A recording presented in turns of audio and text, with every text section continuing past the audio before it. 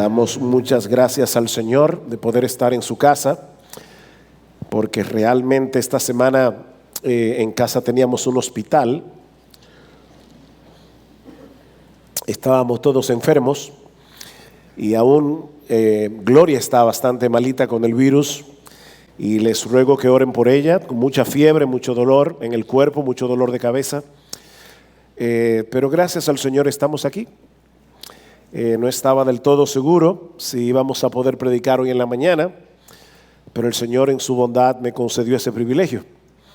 Así que vamos a orar y vamos a pedir a Dios que bendiga en una forma muy particular, alegrando nuestros corazones y transformando nuestros corazones con su palabra en esta mañana, porque vamos a estar hablando del tema de la gratitud.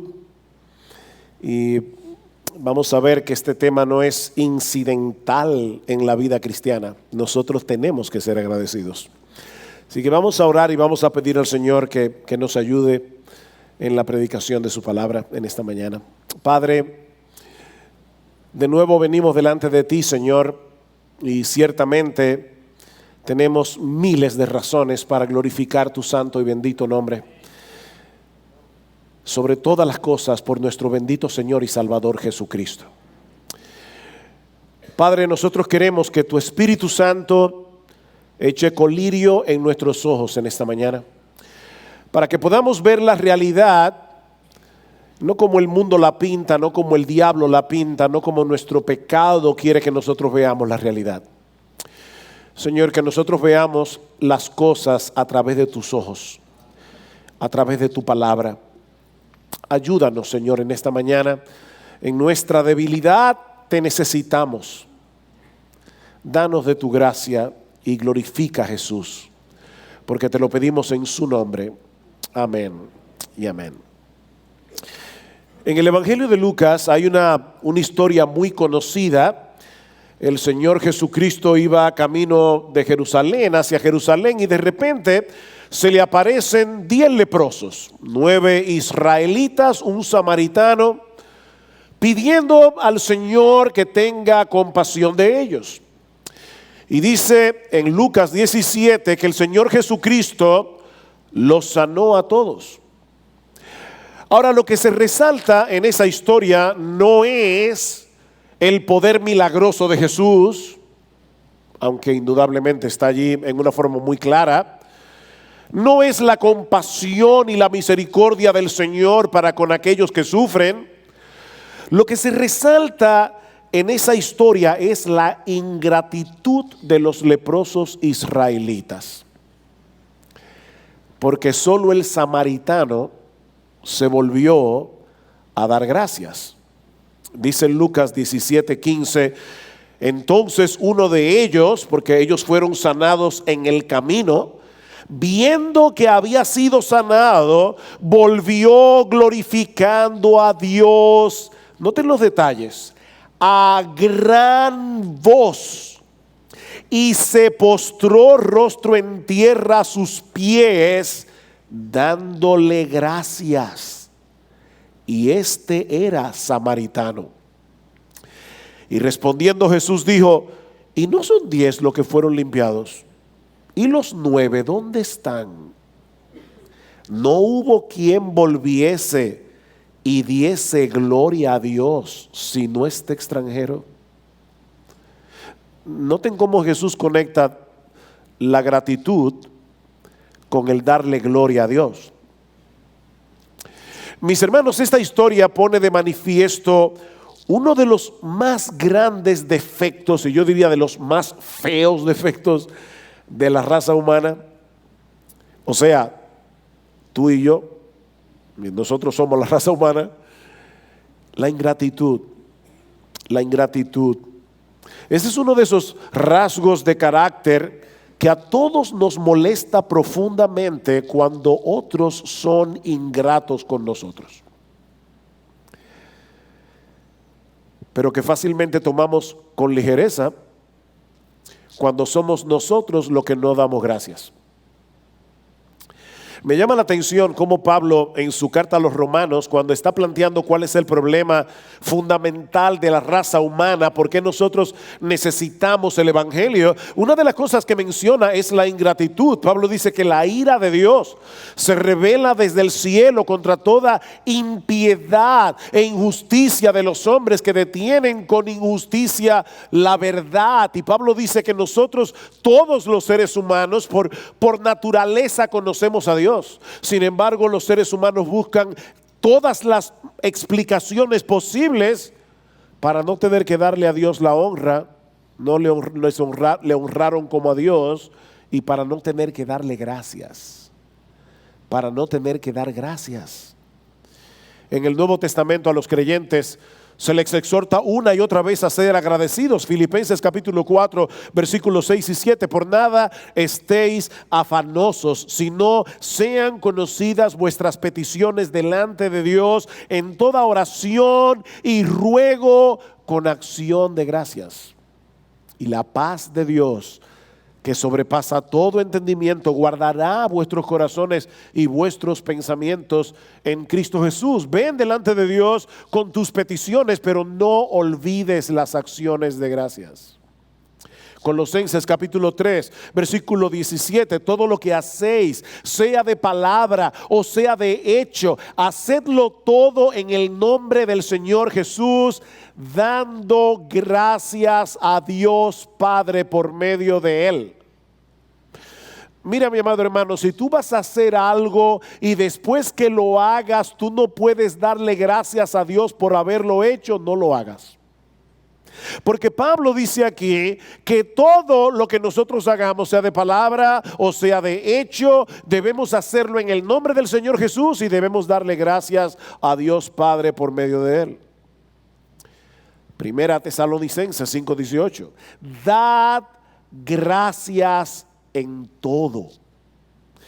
Pastor, ¿y qué significa la palabra todo en el griego? Significa todo. En todo, dad gracias en todo, porque esta es la voluntad de Dios para con vosotros en Cristo Jesús. Los creyentes afanan mucho con el tema de la voluntad de Dios. ¿Cuál es la voluntad de Dios para mi vida? ¿Con quién me debo casar? ¿Qué carrera debo estudiar? Yo no tengo la menor idea. Pero yo te puedo decir con la autoridad de la Biblia, con toda seguridad, que es la voluntad de Dios que tú seas agradecido. Esa es la voluntad de Dios. Que tú des gracias en todo. Mis hermanos, debemos ser agradecidos, o para ponerlo de una manera más precisa, debemos desarrollar el hábito de la gratitud para poder combatir eficazmente el descontento y el espíritu quejumbroso, porque el descontento y el espíritu quejumbroso producen muchos pecados. Pero sobre todas las cosas debemos desarrollar la gratitud, el hábito de ser agradecidos, porque esa es la única manera en que nosotros podemos llevar a cabo el propósito de nuestra existencia: glorificar a Dios y gozar de Él por siempre. ¿Cómo una persona ingrata puede glorificar a Dios y gozar de Él por siempre? ¿Cómo podemos desarrollar el hábito de ser agradecidos? Bueno, acompáñenme una vez más al Salmo 103. Salmo 103. Y vamos a leer nuevamente los versículos 1 al 5. Porque hay dos enseñanzas aquí, dos enseñanzas clave con respecto a la gratitud. Noten lo que dice el salmista una vez más, versículo 1. Bendice alma mía al Señor y bendiga todo mi ser su santo nombre. Bendice alma mía al Señor y no olvides ninguno de sus beneficios. Él es el que perdona todas tus iniquidades, el que sana todas tus enfermedades, el que rescata de la fosa tu vida, el que te corona de bondad y compasión, el que colma de bienes tus años, para que tu juventud se renueve como el águila. Bendice alma mía al Señor. El salmista inicia este salmo haciendo algo que todos nosotros hacemos continuamente, hablando consigo mismo. ¿Se dan cuenta? Él está teniendo aquí un diálogo interior, usando una frase de moda en el día de hoy. A lo largo del día, todos nosotros mantenemos una conversación personal muy intensa. Tú eres la persona con la que tú más hablas. No en voz alta, yo espero. Es algo interior. Nos decimos muchas cosas a lo largo del día. Y ese diálogo o de ese diálogo interno depende en gran medida nuestro estado emocional. ¿Tú oíste bien? De ese diálogo interno que tú tienes durante todo el día contigo mismo mientras estás despierto, depende tu estado emocional. Lo que te dices continuamente a ti mismo es lo que determina la forma como tú vas a reaccionar ante las circunstancias de la vida y las emociones que se levantan en torno a esas circunstancias. Es tu proceso de razonamiento el que finalmente te ayudará a salir adelante en medio de una situación difícil, o es lo que va a terminar hundiéndote en el pantano del desaliento. No es la circunstancia, es tu diálogo interior. El problema es que muchas veces no estamos tan conscientes de ese diálogo, de que ese diálogo se está llevando a cabo. Y fácilmente confundimos nuestra perspectiva de la realidad con la realidad misma. O sea, lo que tú te estás diciendo acerca de la realidad te hace pensar que esa es la realidad. Es como la esposa que le dice al esposo: tú nunca me complaces, nunca me complaces. Pues eso es muy absoluto. O esa hermana que abre el closet y dice: yo no tengo ropa. Tú no tienes ropa. De verdad, piénsalo. Tú no tienes nada que ponerte.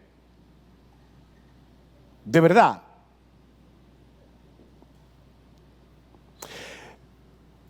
En el Salmo 103, nosotros tenemos un caso a la inversa.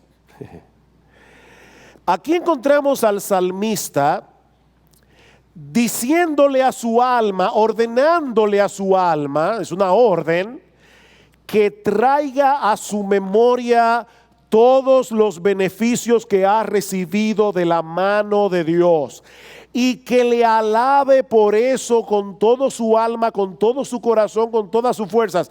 Bendice, alma mía, a Jehová, y bendiga todo mi ser su santo nombre.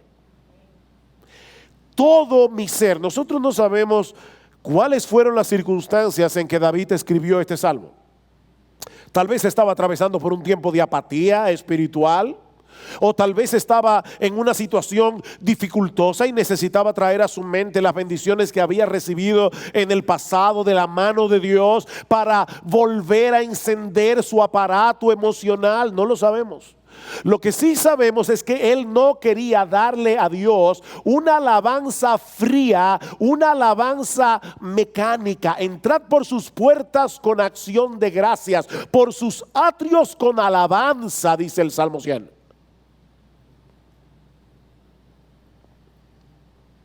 Y por eso recurre a su memoria. Alma mía, no olvides ninguno de sus beneficios. Decía Agustín de Hipona: si olvidas, callarás. ¿Me recuerda eso? Si olvidas, callarás. Y eso es precisamente lo que el salmista quiere evitar. Él no está hablando aquí de ese tipo de olvido que todos nosotros tenemos cuando no recordamos dónde dejamos la llave del carro, o dónde está ese documento tan importante que necesitamos ya. No, este es otro tipo de olvido. Se trata más bien de una falta de aprecio por el don recibido. No es que tú olvidaste porque tu memoria se borró, es que tú no estás apreciando en ese momento un don que recibiste de la mano de Dios. Es ese tipo de olvido. del rey Ezequías, se dice en Segunda de Crónicas, capítulo 32, versículo 25, que no correspondió al bien que le había sido hecho, sino que se enalteció su corazón. ¿Ven? No, él no correspondió al bien que se le había hecho, lo olvidó. Y como resultado se enalteció su corazón. Escuchen lo que le dice Dios al pueblo de Israel antes de entrar a la tierra prometida, Deuteronomio capítulo 8, versículo 12. Cuídate de no olvidarte de Jehová tu Dios, para cumplir sus mandamientos, sus decretos y sus estatutos que yo te ordeno hoy. No suceda que comas y te sacies, y edifiques buenas casas en que habites, y tus vacas y tus ovejas se aumenten, y la plata y el oro se te multipliquen, y todo lo que tuvieres se aumente, y se enorgullezca tu corazón, y te olvides de Jehová tu Dios, que te sacó de tierra de Egipto, de mano de servidumbre. Noten que Dios aquí a través de Moisés equipara el olvidar las bendiciones que Él nos da como olvidarlo a Él. ¿Se dieron cuenta de eso? Te olvidas de las bendiciones y terminas olvidándote de Dios mismo que te las dio. Y otra cosa que llama mi atención es que el pasaje que habla de Ezequías y este pasaje de Deuteronomio, los dos mencionan el orgullo del corazón como la causa de la ingratitud. Dice, y se enorgullezca tu corazón, y te olvides de Jehová tu Dios. Déjame ponértelo más fácil, porque nadie aquí tiene vacas. ¿Tú te acuerdas la época cuando tú andabas en bicicleta? Y tal vez ahora tienes carro. Bueno, yo andaba en bicicleta. Yo recuerdo cuando yo iba a cortejar a Gloria, que yo tenía que irme desde Piantini hasta Los Caciques en bicicleta, lo que saben la distancia. Llegaba como un pollito mojado a ver a mi novia. No era la mejor manera de hacerlo. Y ahora yo tengo carro. Y ya yo no me acuerdo cuando yo andaba en bicicleta. Uno se olvida fácilmente, no de la vaca, de la bicicleta, del carro, todo lo que Dios te daba. Que no te olvides de eso. El orgullo nos lleva a pensar erróneamente que tales bendiciones las recibimos por nuestra propia capacidad. Tú fuiste un buen empleado, te subieron el sueldo, eso te permitió comprar tu primer motor. Del motor pasaste al carrito y del carrito al carro, y por supuesto es que tú eres un tipo responsable. De verdad. O sea, eso depende de ti. Por tu genialidad que tú tienes ahora lo que tienes. Pero el orgullo también produce un corazón ingrato, porque la ingratitud, o mejor dicho, la gratitud, es directamente proporcional no únicamente al valor que le asignamos al don recibido, sino también al valor que nos asignamos a nosotros mismos. Yo voy a responder eso, a repetir eso otra vez.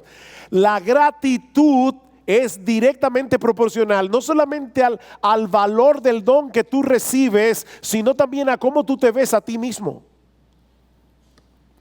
Mientras más inmerecido es el don, mayor es la gratitud. ¿No es así? Vamos a suponer que en esta Navidad pasada, un buen amigo tuyo que te quiere mucho, te regaló, se apareció en tu casa con un Lexus del año. Por si acaso, eso no me pasó a mí. Pero imagínatelo, se aparece en tu casa con un Lexus del año. Yo estoy seguro que tu sorpresa y tu agradecimiento será enorme porque es un obsequio muy caro. Ahora imagínate que ese regalo hubiera venido de parte de alguien a quien tú le has hecho mucho daño. Y no solamente que tú le has hecho daño, sino que esa persona tiene en su mano suficientes pruebas como para llevarte a un tribunal y condenarte de por vida. Pero en vez de hacer eso, Él decidió tratarte con bondad y te regaló un Lexus del año. Bueno, en ese caso, el valor del regalo aumenta considerablemente si lo comparamos con lo que tú realmente mereces, por lo menos de esa persona. Bueno, mi amado hermano, eso es exactamente lo que ocurre entre nosotros y Dios, solo que en una dimensión infinitamente mayor. Todo lo que Dios nos lo da de pura gracia. Y su gracia no es otra cosa que todos los favores que Él nos otorga, mereciendo más bien que Él nos condene. Hemos dicho esto muchas veces, pero la gracia no es simplemente un favor que se otorga al que no lo merece, sino más bien un favor que se otorga al que merece todo lo contrario. Decía Lester, lo único que tú y yo merecemos es el infierno. Así que el mero hecho de estar sentado aquí hoy, oyendo su palabra y sabiendo que te espera la gloria, mira, mi hermano, ya eso es demasiada razón para darle gracias de rodillas como el leproso samaritano con tu rostro en tierra por el resto de tu vida.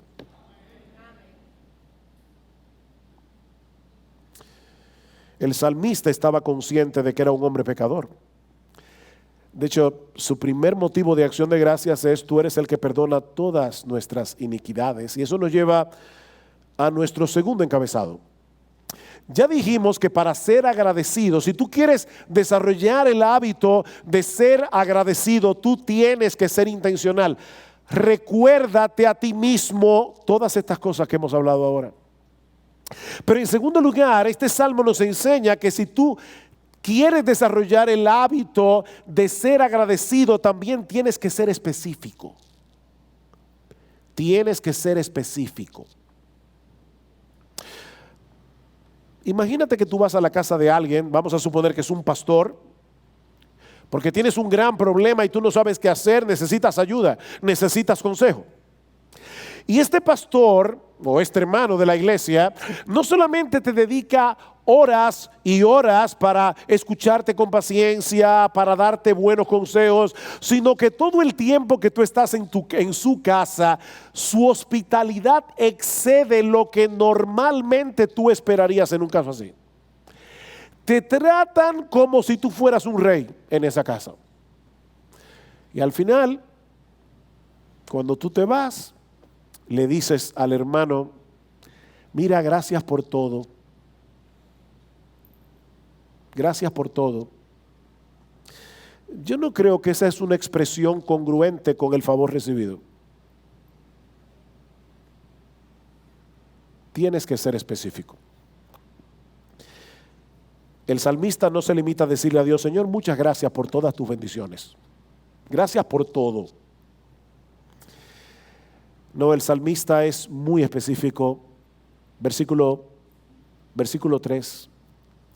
Él es el que perdona todas tus iniquidades. Él es el que perdona todas tus iniquidades. Ese es el mayor beneficio que los creyentes recibimos de la mano de Dios. El perdón.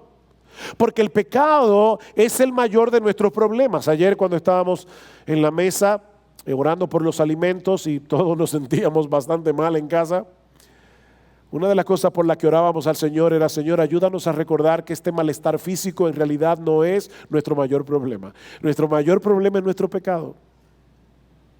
Ese es nuestro mayor problema.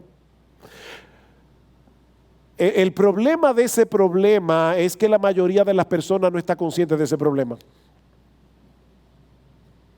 Ve por la calle y pregúntale a cualquier persona al azar: ¿cuál es tu mayor problema? Yo dudo mucho que te encuentres con una persona que te diga: mi mayor problema es mi pecado.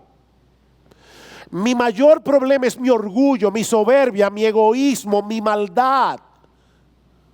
La gente no lo ve así. Pero mis hermanos, independientemente de cómo las personas lo perciban o no, el pecado es el más grave de todos nuestros problemas. Lamentaciones capítulo 3, versículo 39, ¿por qué se lamenta el hombre viviente? Y no olviden que el libro de Lamentaciones se llama Lamentaciones porque es un libro que está lleno de calamidades de todo tipo. Y dice el autor del libro, ¿por qué se lamenta el hombre viviente? Laméntese el hombre por su pecado, no por sus circunstancias. Y no es que no podemos lamentar las circunstancias. Lo que estamos diciendo es que tu mayor problema no son las circunstancias, es tu pecado. El pecado nos separa de Dios. El pecado daña nuestras relaciones personales. De hecho, el pecado muchas veces es la causa de muchos de los problemas emocionales y físicos que mucha gente padece por no lidiar correctamente con su conciencia, con el complejo de culpa. Todos nosotros fuimos creados por Dios con una conciencia. ¿Y saben lo malo de la conciencia? Que la conciencia no tiene un vocabulario muy amplio. La conciencia solo sabe decir bueno o malo. Bueno o malo. Y no hay forma de apagarla. Todo lo que tú haces, tú tienes un tribunal dentro de ti que pasa juicio sobre todas tus acciones. Y cuando tú no actúas bien, entonces se dispara la culpa. Ahora, ese sentimiento de culpa no es un problema en sí mismo. No. La culpa la dio Dios. Ese sentimiento de culpa es un sistema de alarma que nos hace conscientes de que hay un problema que debemos solucionar. En ese sentido, el sentimiento de culpa es al alma lo que el aparato nervioso es al cuerpo. Nosotros tenemos nervios que nos hacen sensibles al dolor, y qué bueno, porque eso nos evita muchos problemas. Podemos tratar de acallar la conciencia, podemos pretender que no existe, pero es algo que está allí puesto por Dios como un recordatorio constante de que no somos dueños de nuestras vidas y que por encima de nosotros hay un tribunal superior al que nosotros tenemos que darle cuentas.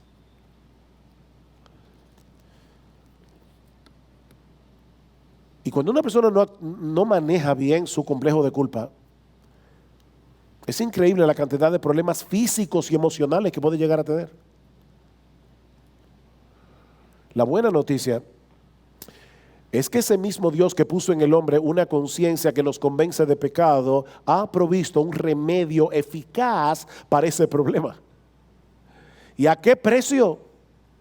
Mis hermanos, David está diciendo aquí, bendice alma mía Jehová, y no olvide ninguno de sus beneficios, comenzando por el hecho de que Él es el que perdona todas tus iniquidades. Y saben que David no conocía lo que nosotros conocemos hoy acerca de la obra de Cristo.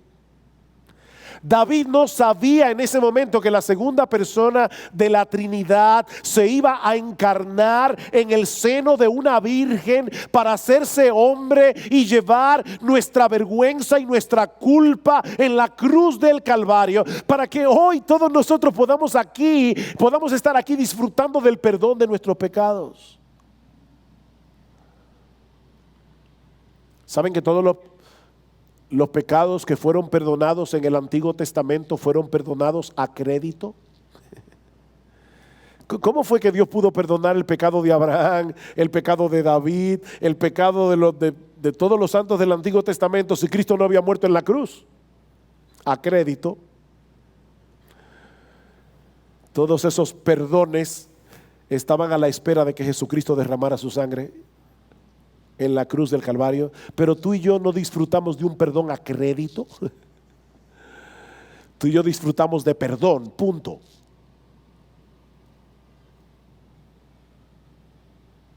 David conocía el sistema de sacrificios que fue instituido por Dios en el Antiguo Testamento, y ese sistema de sacrificios prefiguraba la obra de Cristo en la cruz. David sabía por esos sacrificios de corderos que Dios no toma el pecado a la ligera. David al menos sabía que la única salida era que un inocente cargara con nuestra culpa. Dios no puede pasar por alto el pecado, Él no puede hacerse de la vista gorda, porque eso no sería una virtud en Dios, sino un terrible defecto de carácter. Tú lees el periódico y ves que los jueces a veces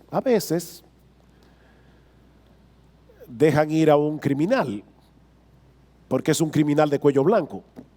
Eso gracias al Señor que pasa pocas veces, pero pasa. Y tú no piensas leyendo el periódico, ay, pero qué buena gente es ese juez. Mire ese tipo que defalcó al Estado y qué bien, ¿no? Ya lo dejaron libre. No, tú dices que eso es una barbaridad. ¿Y tú sabes por qué tú piensas que es una barbaridad? Porque es una barbaridad. Es una barbaridad. Bueno, el Dios de los cielos es un Dios justo y su justicia exige que todo pecado sea castigado. Desde una mentirita blanca hasta un homicidio, un adulterio, un robo, un mal pensamiento, una mala palabra.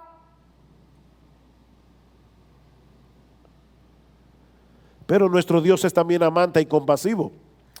Y fue tal su amor que por amor a sus criaturas, Él decidió pagar el precio Él mismo. Cristo es el inocente que muere en nuestro lugar. Ese es el acto de amor más extraordinario, más incomprensible de toda la historia humana. De manera que si David, cuando escribió el Salmo 103, 1000 años antes de Cristo, estaba maravillado con esa idea de que Dios perdona pecados, y él dice, alma mía, bendice a Jehová, no olvides ese beneficio, él es el que perdona nuestras iniquidades. Si David estaba sorprendido con eso, ¿cuánto más tú y yo? Que sabemos ahora lo que ese perdón le costó a Dios.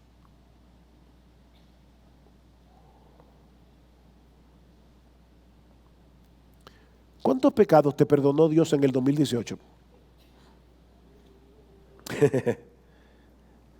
¿Cuántos? Ok, deja ponerte lo más fácil. ¿En lo que va de año? Estamos a 20 de enero. Deja ponerte lo más fácil. Hoy. ¿Cuántos pecados te ha perdonado Dios en lo que va del día?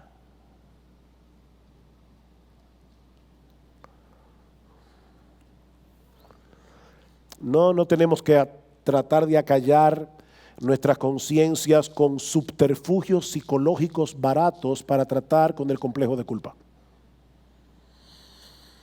O pretender que la culpa no existe.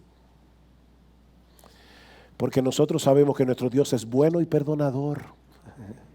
Y grande en misericordia para con todos los que le invocan. Lester decía cuando leí el Salmo 103, yo solamente leí hasta el versículo 5, pero en este mismo Salmo dice en el versículo 12, como está lejos el oriente del occidente, así alejó de nosotros nuestras transgresiones. Yo le decía a una hermana hace unos días atrás aquí en la iglesia, le decía, wow, qué interesante que ese salmo dice como está lejos del oriente del occidente, no dice como está lejos el norte del sur.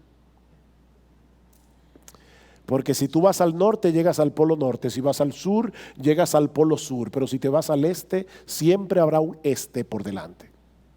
Y si te vas al oriente, lo mismo.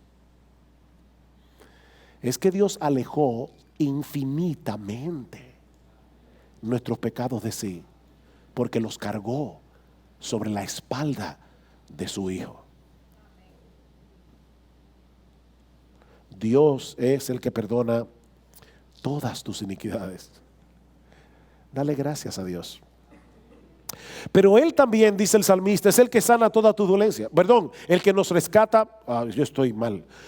El que sana nuestras dolencias o nuestras enfermedades. Dice en el versículo 4, versículo 3, Él es el que perdona todas tus iniquidades, el que sana todas tus enfermedades. El que sana todas tus enfermedades. La Reina Valera dice el que sana todas tus dolencias. Algunas personas dicen, tú ves, los creyentes no se deben enfermar. Si un creyente se enferma por su falta de fe, porque ahí dice claramente que Dios sana todas nuestras enfermedades. Pero déjame decirte dos cosas lógicas con respecto a lo que ese texto dice. Si aquí dice que Él te sana de todas tus enfermedades, no digas que no puedes enfermarte, porque entonces Dios no tendría que sanarte. ¿Verdad? La única manera en que Dios puede sanar a un enfermo es si se enferma. Así que obviamente si aquí dice que Él es el que sana todas tus enfermedades, el texto más bien está implicando que te vas a enfermar. Pero en segundo lugar, ese texto no dice que Él te va a sanar de todas tus enfermedades. No, hay muchos buenos creyentes que mueren de su enfermedad. Hay creyentes que mueren de cáncer. Buenos creyentes, no por su falta de fe. Y claro, al morirse son sanados. Pero nosotros pensamos en la sanidad como lo que sucede aquí en la tierra solamente. Nosotros oramos por un creyente que está enfermo y queremos que Dios lo sane. Y una persona dice, bueno, pero aquí dice claramente que Él sana todas tus enfermedades. No, lo que ese texto enseña, mis hermanos, es que cada vez que tú te sanas de una enfermedad fue Dios que lo hizo. Él es el que sana, el que te sana de todas tus enfermedades. Cada vez que tú te sanas, fue Dios que lo hizo. Y nosotros sabemos que el Señor usa medios, nosotros sabemos que Dios usa los médicos, Dios usa la medicina, pero si Dios no quiere bendecir el medicamento y hacerlo eficaz, mira, ni que te trate el médico chino, que por cierto no sé quién es, pero parece que es muy bueno. Ni que te trate el médico chino, no te vas a sanar. Es Dios el que sana todas de nuestras enfermedades, aunque Él use medios, pero es Dios el que sana. Y es Dios el que le da sabiduría a los hombres en su gracia común para descubrir buenos medicamentos, para diseñar buenos medicamentos, una hierbita que hay por allá afuera que cura tal cosa. Todo eso lo hace Dios, le da al hombre la sabiduría para poder crear ese medicamento que tú necesitas. ¿Tú estuviste enfermo en el 2018? ¿De algo? ¿De gripe? ¿De algo? ¿Tú estuviste enfermo? Si tú estás sano, mi querido hermano, ¿fue Dios que te sanó? Fue Dios que te sanó. Miren, yo les decía al principio de la predicación, y no era pidiendo excusas, era simplemente para que ustedes supieran lo que había pasado. Yo tuve este fin de semana que cancelar varios compromisos ministeriales, incluyendo ayer, por lo mal que me sentía. Pero no le ora a Dios y se toman los medicamentos. Y estoy aquí gracias al Señor predicando. Él es el que sana todas tus enfermedades. Todas tus enfermedades. Mi hermano, alaba a Dios. Alaba a Dios y dale gracias. Porque fue Él que lo hizo, fue Él que obró y le dio sabiduría al médico para que te diera el tratamiento que tú necesitabas. Fue Dios el que te proveyó el seguro médico o el dinero para comprar el medicamento, porque tú puede haber un medicamento aquí genial, pero tú no puedes comprarlo. Él es el que sana todas tus dolencias. Él es el que rescata de la fosa tu vida, dice en el versículo 4. El que rescata de la fosa tu vida. La Nueva Versión Internacional traduce esta frase: Él rescata tu vida del sepulcro. Algunos entienden que David se refiere a momentos específicos de su vida en que estuvo a punto de morir y Dios lo rescató en la puerta misma del sepulcro. Otros entienden que Él está hablando de su resurrección futura. Él te va a rescatar de la fosa. Honestamente, mis hermanos, yo no estoy seguro de cuál de estas dos interpretaciones es la correcta, y las dos son bíblicas. Las dos son bíblicas.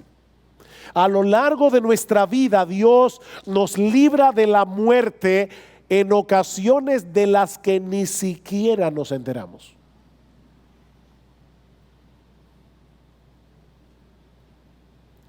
Hace unos años atrás, mi esposa y yo vivíamos ahí en Arroyo Hondo, aquí en Arroyo Hondo, y Y a medianoche, como a las 2 de la mañana, de repente nosotros escuchamos un golpe seco en el hierro de la ventana. Y mi esposa se levanta sobresaltada y me dice: mi amor, me golpearon con una piedra. Y yo, ¿cómo que te golpearon con una piedra? Nos levantamos, encendimos la luz. ¿Saben lo que era? Una bala. Una bala perdida. Y por la misericordia del Señor, esa bala golpeó primero el hierro de la ventana. Y cuando golpeó a mi esposa en la pierna, ya había perdido toda su fuerza.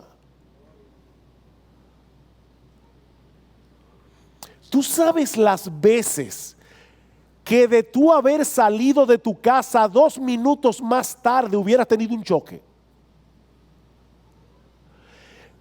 Dios está continuamente preservando nuestra vida. Y tú y yo nos vamos a morir exactamente el día que Dios ha determinado que nos muramos. Wow, cuántas razones para darle gracias a Dios.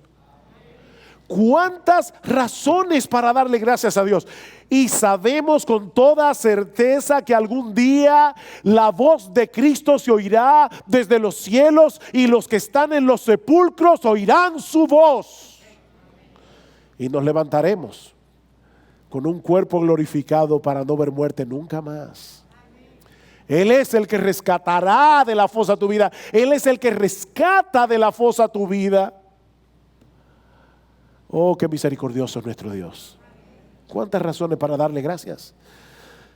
Pero el salmista concluye diciendo: el que te corona de bondad y compasión, o como dice la Reina Valera, de favores y misericordias, el que colma de bienes tus años, para que tu juventud se renueve como el águila. Ya no se refiere a cosas tan específicas como las que ha mencionado antes, sino a todas las bendiciones que nosotros recibimos diariamente de la mano de Dios. Aquellas de las que estamos conscientes y de las que no estamos conscientes. Tus misericordias son nuevas cada mañana. Cada mañana. Y me llama la atención que David diga que esas bendiciones nos coronan. ¿Cómo así? ¿Cómo que nos coronan las bondades de Dios? Nos confieren honra y dignidad. ¿Saben por qué? Porque todas esas bendiciones que vienen a nuestra vida de la mano de Dios nos dicen que nosotros somos amados y favorecidos por el Rey del universo. No son favores generales, no, son favores filiales. Son los favores que Dios el Padre solamente le da a sus hijos. Son favores de hijos que nos confieren la dignidad de ser amados, de ser cuidados, de ser bendecidos, de ser protegidos por el Rey del cielo. Mis amados hermanos, existe en el mundo una mayor honra y una mayor dignidad. Que el Dios del cielo se ocupa de ti. Me encanta cómo lo dice Jesús en el Sermón del Monte. Dice: no te afanes por la ropa, por la comida. Y fíjense que no está hablando aquí de no te afanes por el viaje a Europa. Está hablando de cosas que son necesidades: ropa, comida, bebida. Necesidades de primer orden. Y dice: no te afanes por eso. ¿Tú sabías que nuestro Dios cuida del lirio del campo? Que nuestro Padre se ocupa de los pajarillos del cielo. Él no es el padre de los pajaritos, Él es el padre, el papá tuyo, el padre tuyo, no de los pajaritos. Entonces, si tu padre cuida a los pajaritos, ustedes se imaginan a un niño que sale al patio, a la mamá está muy entretenida echándole arroz a un grupo de pajaritos que vienen y comen ahí, paloma, lo que sea, y de repente el niño de 5 años le dice: ay mami, yo te veo echándole comida a los pajaritos. Me da una envidia. Porque yo de verdad todos los días vivo con el temor de que tú me dejes morir de hambre. ¿Cómo tú dime tú, de verdad, de verdad? O sea, ¿cómo tú te sentirías como mamá? Pero mi hija, ¿qué testimonio te he dado yo como para que tú dudes de mi amor? ¿Cómo yo voy a estar echándole maíz y arroz a los pajaritos que vienen al patio, hija mía, y no voy a cuidar de ti que saliste de mi vientre? Oh, nunca te olvides que nosotros salimos del vientre de la misericordia de Dios, que nos escogió para esta salvación desde antes de la fundación del mundo, sabiendo de antemano que tú lo ibas a aborrecer y que tú le ibas a costar la sangre de su precioso Hijo.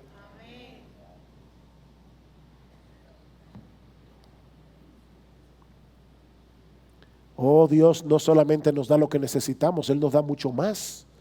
El que colma de bienes tu vida. El que colma de bienes tu vida. Me encanta cómo lo traduce alguien en esta frase. Él es quien harta de bienes tu existencia. ¿Te gusta más esa?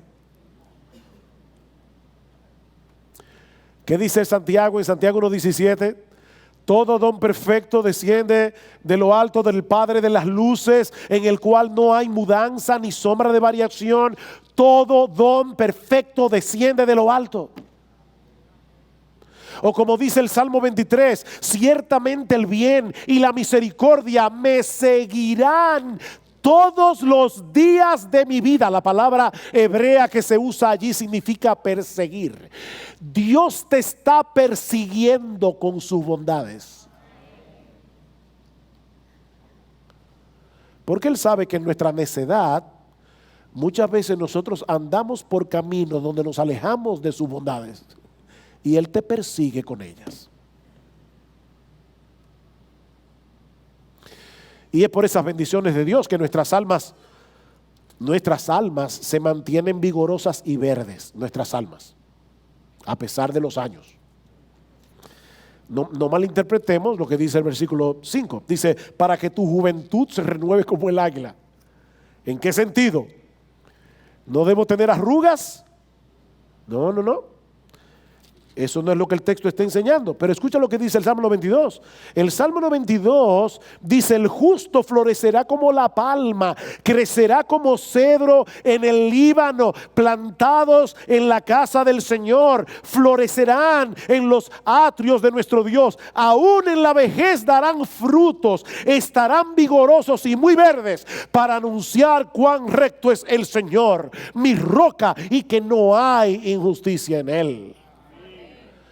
Cuando tú puedes ver a un creyente de años que probablemente ha pasado por 1001 y todavía está aquí alabando a Dios y diciendo: mi Dios es bueno, es porque su alma sigue vigorosa y verde por la bondad de Dios. Eso es lo que dice Pablo en 2 Corintios capítulo 4. Cuando dice que las aflicciones del tiempo presente, bueno, eso dice en Romanos, dice que las aflicciones del tiempo presente no son comparables con la gloria que en nosotros ha de ser revelada. Pero en 2 Corintios capítulo 4, en el versículo 16, dice: por tanto, no desfallecemos, antes bien, aunque nuestro hombre exterior va decayendo, sin embargo, nuestro hombre interior se renueva de día en día, pues esta aflicción leve y pasajera, y de paso, la aflicción leve y pasajera de la que está hablando Pablo aquí, en el capítulo 1 revela cuál es que en Asia estuvo a punto de perder la vida. Y dice: eso es leve y pasajero. Esta aflicción leve y pasajera nos produce un eterno peso de gloria que sobrepasa toda comparación. Estarán vigorosos y verdes. Él da fuerzas al cansado, dice el Señor. Los jóvenes flaquean y caen, los que esperan en Jehová van a correr.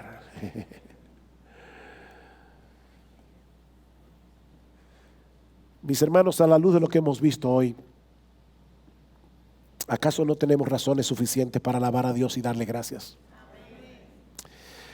No solo por sus abundantes bendiciones a lo largo de toda nuestra vida, sino por aquellas bendiciones que Él ha reservado para la eternidad. Mis hermanos, nuestro Dios no es avaro con nosotros. No seamos avaros en nuestra alabanza. No seamos avaros en nuestra gratitud. Me encanta cómo termina las Crónicas de Narnia. Si no lo has leído, te voy a hacer un spoiler, es decir, te voy a dañar el final. Todos mueren. Hay un choque de trenes y los protagonistas de la crónica se van al cielo. Y cuando llegan allá, y Lucy, Lucy es mi personaje favorito de las crónicas, aparte de Aslan. Lucy pregunta qué fue lo que pasó y nos dice, ¿no te enteraste? Hubo un choque en el tren. Y todos murieron. Ustedes están ahora en la tierra de Aslan para siempre. Y a partir de ahora, ustedes van a vivir nuevas aventuras y cada capítulo será mejor que el anterior. Mis hermanos, si nosotros tenemos razones para darle gracias a Dios en este mundo caído, ¿saben qué? Lo mejor está por venir. Lo mejor está por venir. Las aflicciones del tiempo presente no son comparables con la gloria venidera que en nosotros ha de manifestarse. Alabemos a Dios y démosle gracias porque Él ha derramado profusamente su bondad sobre nosotros. Y cuando concluyamos nuestro peregrinaje en este mundo, tendremos amplia morada, amplia entrada en las moradas de bendición que Él ha preparado para nosotros, compradas por la sangre de Jesucristo. Yo quiero ponerte un reto para concluir. Un reto. Hace unos años mi esposa leyó un libro donde la autora ponía este reto. En 365 días, ya del año van 20, pero puedes empezar. Si tú escribieras 3 acciones de gracias cada día en una libreta, tendrías 1000 al final del año. 1000 acciones de gracias. ¿Qué te parece si tú comienzas hoy? No simplemente a dar gracias y dejarlo en tu memoria falible que olvida muchas cosas. Busca una libreta y escríbelas. Porque cuando en este año te vengan las aflicciones que te van a venir, tú sabes lo bueno que es que tú puedas tomar tu libreta de acciones de gracias y vuelvas a recordar todas aquellas cosas por las que tú ya le has dado gracias a Dios en este año. ¿No es eso lo que dice Pablo? Por nada estéis afanosos y no sean conocidas vuestras peticiones delante de Dios con toda oración y ruego con acción de gracias, y la paz de Dios que sobrepasa todo entendimiento guardará vuestros corazones y vuestros pensamientos en Cristo Jesús. Comienza hoy. Búscate una libreta y comienza a escribir las acciones de gracias. Bendiciones, ¿cuántas tienes ya? Bendiciones, Dios te manda más. Bendiciones, te sorprenderás cuando veas lo que Dios por ti hará.